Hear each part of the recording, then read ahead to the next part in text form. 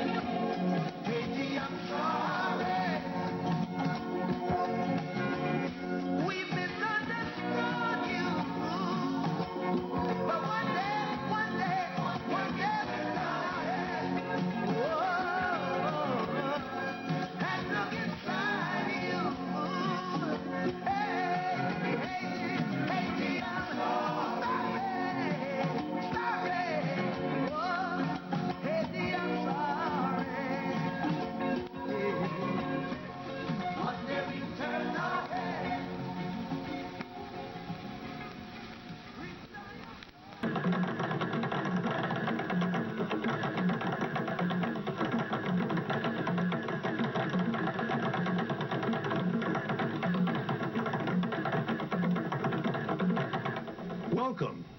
In this edition, a look at the latest of a long list of tragedies that have befallen the Caribbean nation of Haiti. There was colonialism, the slave trade, the kidnapping of the recently duly elected president of Haiti, Aristide, horrific earthquakes, and now the dreaded disease cholera. Coming up, a talk with two men who have been fighting for Haiti. City Council member Matthew Eugene and artist activist Smith George. Why there's been such a long succession of tragedies to visit Haiti? Why? You know, you have to go back to history. Yeah, why? And, well, if you go back to Haitian history, you're going to see the Haitian experience is very unique within the black experience. A country that stood on its feet, that defeated colonialism, imperialism, and gained its own independence in 1804 by defeating the Spanish, the British, and the French. So, ever since, this country has been isolated because it was until 1862 that Abraham Lincoln recognized the independence of Haiti. So, and the attitude was, how dare you to create a black nation? At the time, when all the surrounding countries, you know, had slaves from everywhere in the Caribbean, in Jamaica, in Belize, in Trinidad, a little bit of us use the drop everywhere. So this can be felt until today. And even though you can see pledges from the international community to Haiti, but it hasn't come through. Those pledges haven't come through. So it's as if there's a lack of compassion and for that country, and which I can say the Haitian people sometimes ask these questions. You know, why us? Why is so much happening? Man-made disaster on top of natural disaster have created this condition in Haiti. And there haven't been strong responses from the international community.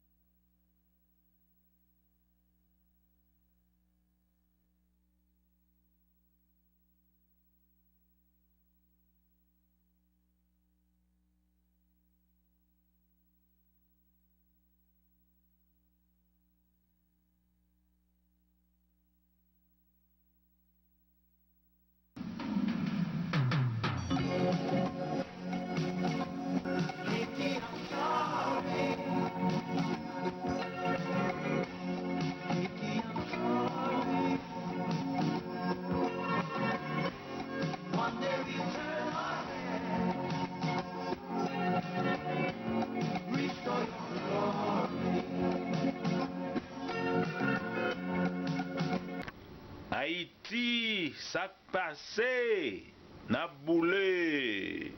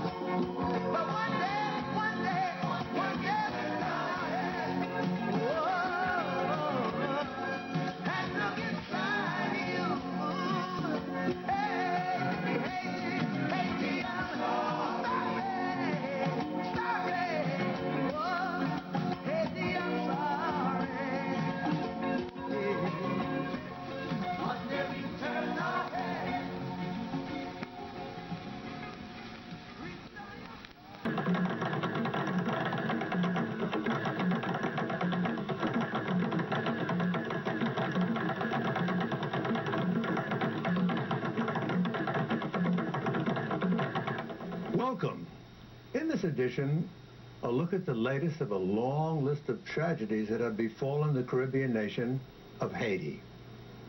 There was colonialism, the slave trade, the kidnapping of the recently duly elected president of Haiti, Aristide, horrific earthquakes, and now the dreaded disease cholera. Coming up, a talk with two men who've been fighting for Haiti. City Council member Matthew Eugene and artist-activist Smith George. Why there's been such a long succession of tragedies to visit Haiti? Why? You know, you have to go back to history. Yeah, why? And, well, if you go back to Haitian history, you're going to see the Haitian experience is very unique within the black experience. A country that stood on its feet, that defeated colonialism, imperialism, and gained its own independence in 1804 by defeating the Spanish, the British, and the French. So, ever since, this country has been isolated because it was until 1862 that Abraham Lincoln recognized the independence of Haiti. So, and the attitude was, how dare you to create a black nation? At the time, when all the surrounding countries, you know, had slaves from everywhere in the Caribbean, in Jamaica, in Belize, in Trinidad, a little bit of us use the drop everywhere. So this can be felt until today. And even though you can see pledges from the international community to Haiti, but it hasn't come through. Those pledges haven't come through. So it's as if there's a lack of compassion and for that country, and which I can say the Haitian people sometimes ask these questions. You know, why us? Why is so much happening? Man-made disaster on top of natural disaster have created this condition in Haiti. And there haven't been strong responses from the international community.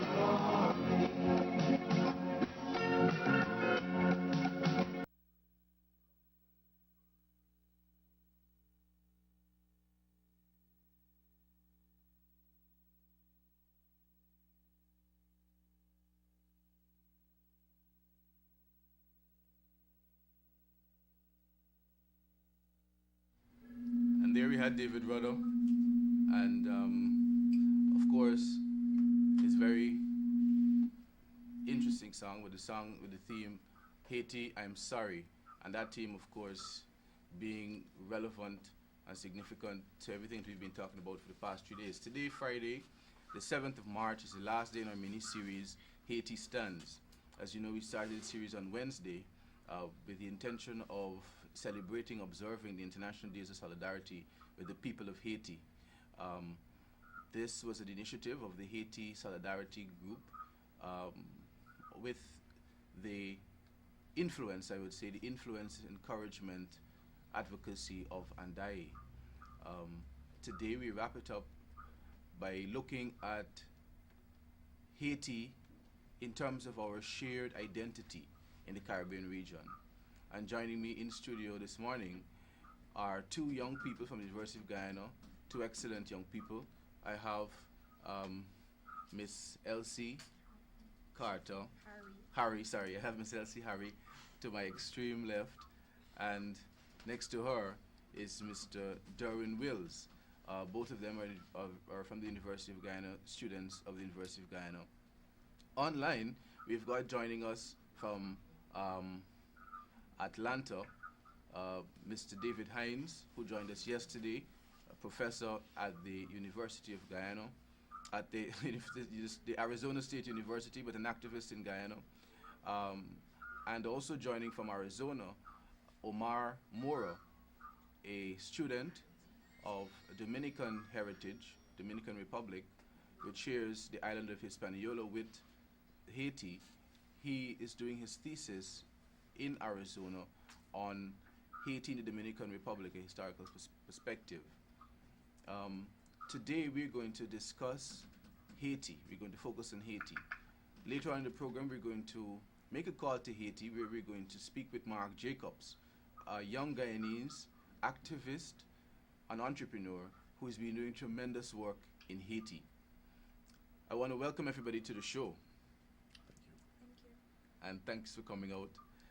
Dr. Hines, we want to welcome you to the show. Welcome, Dr. Hines. Thank you for having me. Good morning. Mr. Mora, welcome. Thank you for joining us. It's a pleasure to be here with you all. And you're joining from Arizona, but you're Dominican. Dominican Republic, you're a national Dominican Republic, right? That's correct. Okay. So we're going to start the ball rolling. Dr. Hines, identity and Haiti. How do we view our shared identity with Haiti as a Caribbean, or how should we view our shared identity with Haiti as a Caribbean people? Well, that identity has to be seen at two levels. First, at the level of African identity, Pan-African identity. Those of us who are African descent share with Haiti that common heritage, that common African heritage. And Haiti is very important in terms of that African heritage because, as I mentioned yesterday on the program, perhaps the place in the Americas where Haiti is still retained in its purest sense or relatively pure sense is Haiti itself, because one of the consequences of the isolation of Haiti after the 1804 revolution was that the Haitians did not have very much contact with the outside world, and so they were able to reproduce Africa in Haiti in a very pure sense. And so in terms of an example of that African identity, Haiti represents that.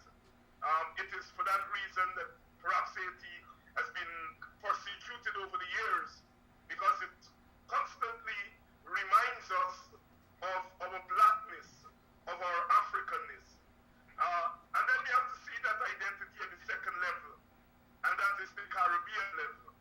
Because what we have to understand is that when our foreparents came here, they were Africans, but they were also in the face of plantation slavery, creating a new identity.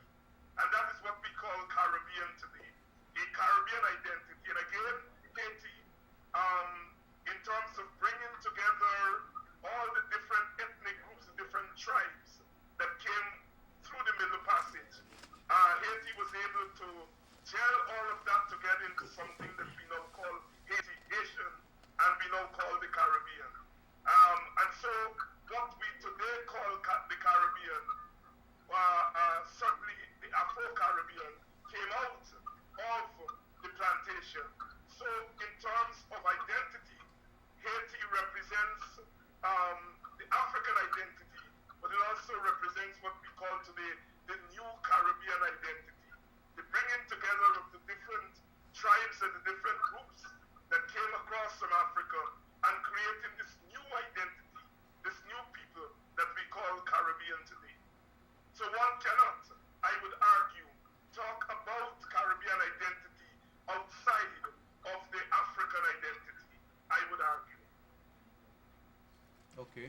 Mr. Mora, what's your take on that? Was it as a Dominican, how do you view the question of a shared identity with Haiti? Well, first and foremost, you state my interpretation of identity is one that is rooted in a lived American experience. I am part of the Dominican diaspora, so therefore the salience of race as is operated in the history of African Americans in the United United States is one that colors, pun intended, my particular lens and how I view identity. But to answer the question directly, there is almost the degree to which the Dominican has a shared collective identity with the Haitian is actually the antithesis of it.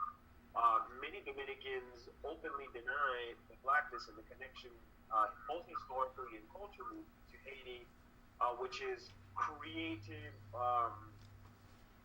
almost a schizophrenic paradigm for the Dominican diaspora when they arrive in the United States, and there is no ambiguity experientially about the fact that they are black. Okay. As young people in Guyana, you particularly, LC, you lived in St. Kitts and Nevis for a long time, but you're Guyanese by birth.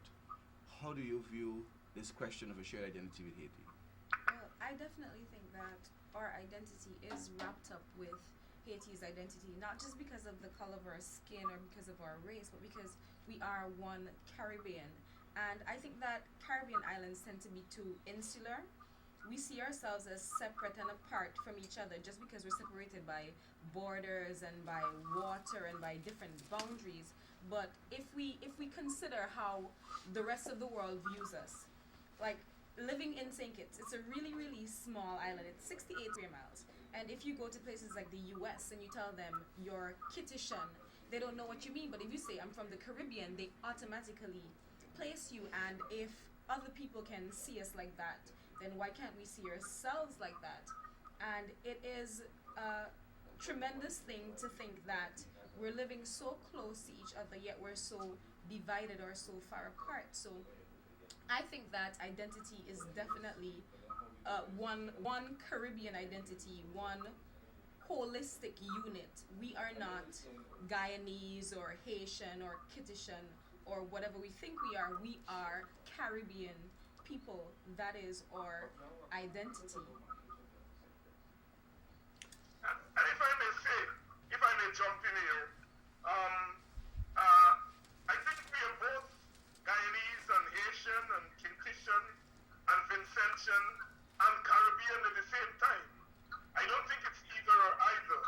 I think there is something to say for those of us who live in a particular island or a particular mainland country, that we have developed a particular identity having lived in that space over a period of time. But that Guyanese-ness, that Barbadian-ness arises out of our Caribbean-ness. And our Caribbean-ness arises out of our African-ness. So we are Black African, we are Caribbean, and we are Vincentian and St. Lucian all at the same time. So it is not either either. We are all of that. And we should not see the various aspects of our identity as being separate. I am Guyanese. I like being Guyanese. I'm proud to be Guyanese. But I'm Guyanese because I'm Caribbean. And that Caribbean experience comes out of the shared plantation experience. And I am African and Black because that plantation experience was premised on the exploitation of African labor. And in the process of resisting that exploitation, we have created these new identities, the Caribbean identity and the Guyanese or St. Lucian or Asian identity. So they're all wrapped up together, I would argue, not one or the other. And we should claim all of them. Okay. Darwin, what's your take as a young Guyanese person? If we are to address the issue of Caribbean identity, I think firstly we need to look at it based on the historical context. Because to establish an identity means that we have to hold into consideration that we all have some shared experiences. Regardless of what territory we are from, we have all been victims of slavery, of colonialism, and so on. And so it is that shared identity in itself that sort of strengthens us as an individual. As a Caribbean, that sort of creates the Caribbean identity. If we look at Haiti in particular, we look at the Haitian Revolution of 1804, we see the ways in which Haiti sort of thrived to create an identity for themselves. And as Dr. Hines rightfully pointed out, Haiti was not exposed to any other nations outside of itself. And so Haiti was able to recreate a sort of an African culture within itself, a sort of neo-African culture. And so for the rest of the Caribbean, we sort of followed suit. But at this point, we can safely say that for somewhere along the line, we have lost what it meant to be together in the struggle. We have lost what it meant to be together in the fight to create a sort of Caribbean identity. And so if we were to revise that, if we were to look back at our historical context, then surely we'll be able to establish, based on our shared experiences, where it is we want to go, because it's a progressive model. We can no longer hold on to those assimilated ideas of Eurocentric nature, that our identity should be X, Y, Z. We have to create our own. We have to look at certain things like languages, our culture, and so on, and try to solidify it within this region. And it all starts with each and every one of us sitting here. So. Oh, and that's a very good point, because yesterday actually when we were talking, that came out. That came out very brilliantly, and we were talking about, David Hines said it, and also the guest on the show yesterday, Brian Smith. He was saying that, we have to begin defining as a Caribbean people what it means to be Caribbean and how we see our Caribbeanness. I want to ask though now about a little bit about how did you see the role of young people, specifically students, young people like yourselves, like ourselves, young people like Dr. Hines. How do you see us in terms of creating and fostering this new identity, especially in the context of a political unity, which we call the CSME, a political and economic unity, which we call the CSME CARICOM? How do we now begin to work within that framework to create a cultural identity, a shared cultural identity? That's a tough question. It's a very tough question. Well, first, I think it begins with the mindset. Because I was doing some reading online, and I saw this quote by Lilla Watson. She's an indigenous Australian person. She's an activist. She's an academic. And she said that if you've come here to help me, then it will not work. But if you see your liberty as being bound up with mine, then let us work together. So I think it begins with a mindset first. First, we need to see ourselves as a whole, yes. And we need to have established goals of what we're working towards. So for example, CSME, regional integration. If that is our goal, then we need to set out steps to achieve that goal. So for young people, for me in particular, it will be activism, education. I believe in letting young people know what's going on. There has been this age-old thing where some adults feel as though, okay, certain things you're not supposed to let the children know, certain things you're not supposed to tell the young people. Let them know a certain amount, and then when the time is right, let them know this part of the plan. But I believe that young people should be just as actively involved as the adults, as the older generation, in working towards a solution. So education, let the people know what's going on, and then let the young people come with their own innovative ideas, because we are into things like the arts, poetry, and the ways that we would do things might not be the way that other people might do things, but these things would help other young people to get on board. So activism, education, including the arts, including innovative ideas, and after we have established these pillars, then we can definitely move from there, get other people involved in the movement to achieve this regional integration or whatever else we want to achieve. Omar, the Dominican Republic is not a part of CARICOM. However, there is a significant Haitian population in the Dominican Republic, as you alluded to earlier. How do you see the question of moving towards a cultural identity or shared cultural identity between the people of Dominica, the Dominican Republic, and the people of Haiti? Well, it seems to me that the most apparent lines upon which the bridges of identity would begin to, or the discussion would begin to happen, would have to take place culturally. But it would have to be cultural with a lowercase c, one that would allow for the fluidity of understanding that we're dealing with two different colonial systems, one French, one Spanish, but that the experience, the collectively shared experiences of Black people on both sides of the island is something that they can find cultural linkages in between. And so that I would begin to venture that would be the beginning of the discussion. But part of the problem in the Dominican Republic, I think, is really going to be the discussion will have to begin to take place is outside of the island itself. It will have to take place in the diaspora, where Haitians and Dominicans, in particular in the United States, experience a commonly shared, a collectively shared oppressive reality because of the salience of race in the United States, that I think that possibility for the discussions will have to take place from the diaspora moving in, as opposed to the discussion taking place from the island itself.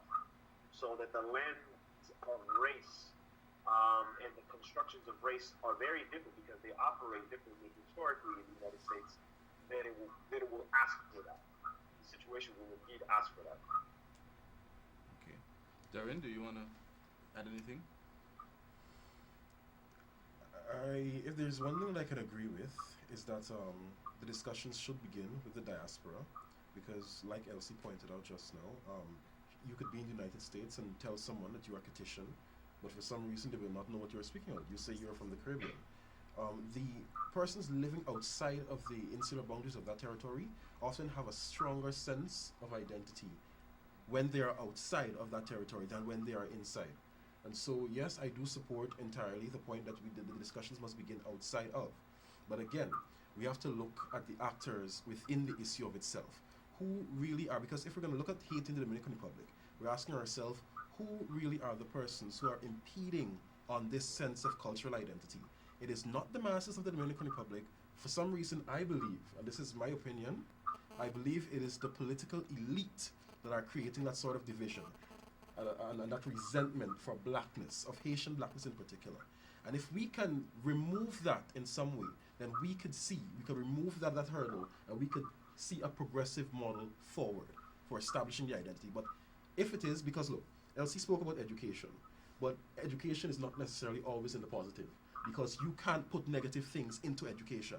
If we get rid of all that negativity within the education system, because in the Dominican Republic, I remember reading that the history books in particular will speak of a sort of a Haitian influence in the DR and how it was not accepted, and the sort of conflicts between the two nations and so on. And the DR somewhat exacerbated that issue, the political elite, just so that they could create a stronger identity within the DR.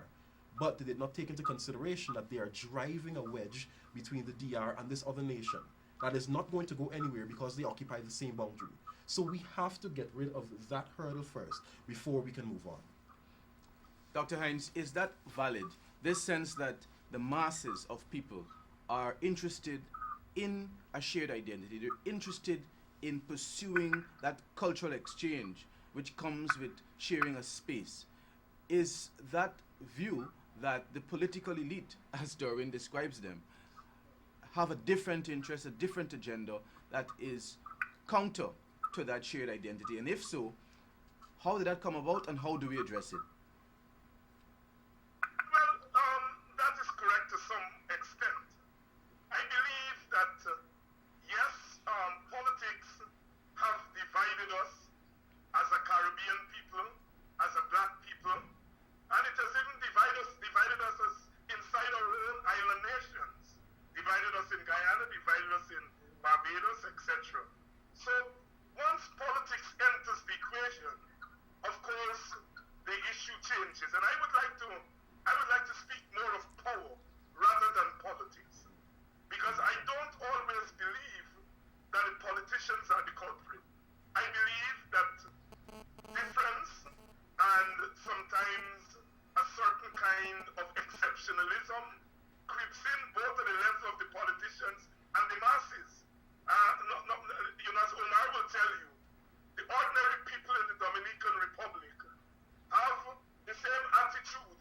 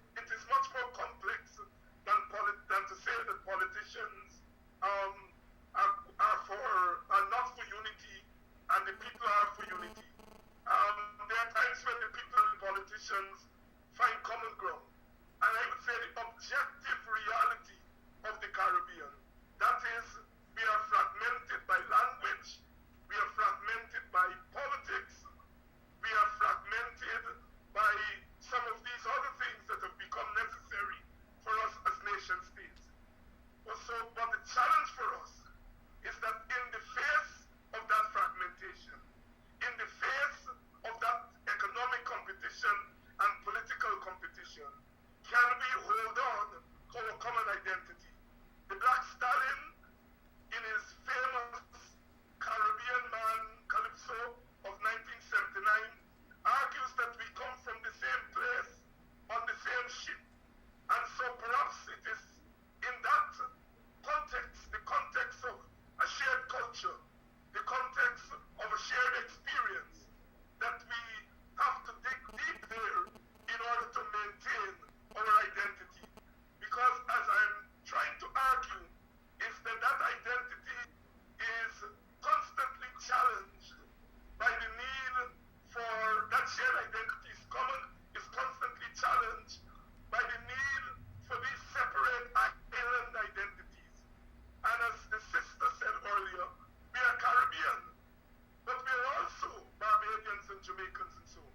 And so we have to be constantly renewing that identity, that shared identity. See, one of the things we believe is that, we can just say we have a shared identity and everything will be all right. I think that shared identity will always be tested and it should always be renewed. Part of what we are doing here this morning is helping to renew that identity, that connection with Haiti, to do what David rather asked us to do, to turn our heads and look inside Haiti and help to restore our glory. Because in the process of restoring the Haitian glory, we are going back to the source.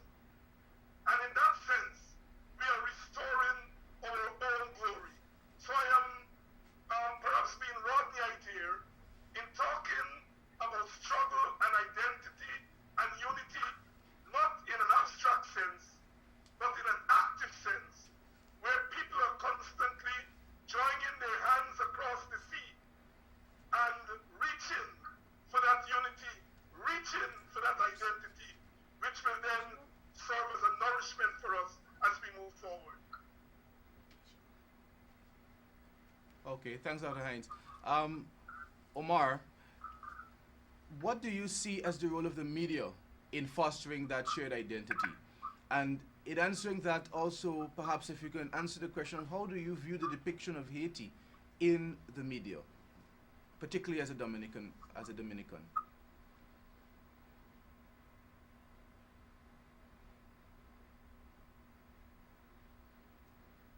Did we lose Omar? Omar, are you there?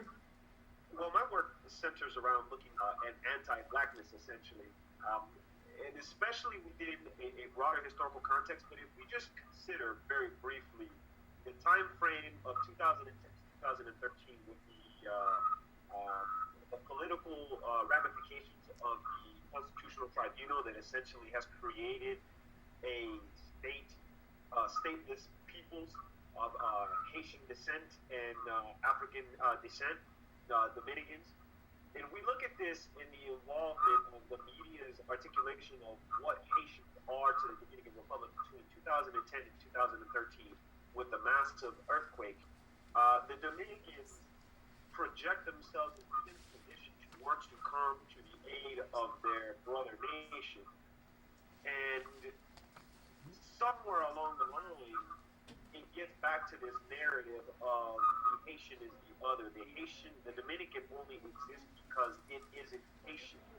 And the language begins to intensify and the media begins to intensify in aggressiveness in very strong anti-black, xenophobic discourses, which are the same discourses that we could argue that exist in Palestine, that exist here in the greater Southwest on the front lines where Professor Hines and myself are here located in Arizona in the United States with the migrant population of the Mexicans. And so that it becomes so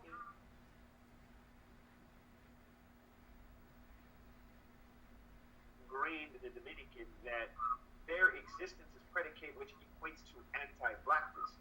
So much so that, to go back to what Professor Hines had mentioned about understanding and reaching across the sea and contesting always that it is okay to be Dominican and Haitian, but to look at the collectively shared experience, I would venture to say that the reason why the Dominican has such a difficult time doing so and struggling is because at some level they have to identify their